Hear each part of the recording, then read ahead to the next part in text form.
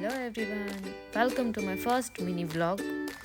આજે અમે લોકો જઈ રહ્યા છીએ પાલીતાણા, જ્યાં તમે જોઈ શકો છો તેમ સાડી, દુપટ્ટા, કુર્તીઝ, ચણિયાચોળીનું બહુ બધું કલેક્શન અહીંયા મળી રહે છે. પાલીતાણાની ખાસિયત છે નવરાત્રિનું કલેક્શન બહુ ઇઝીલી અહીં સારી એવી વેરાયટીમાં મળી રહે છે આપણને. જ્યાં જ્વેલરીઝમાં કલેક્શન બહુ સારું એવું હતું, બટ પ્રાઇઝીસ થોડી હાઈ હતી.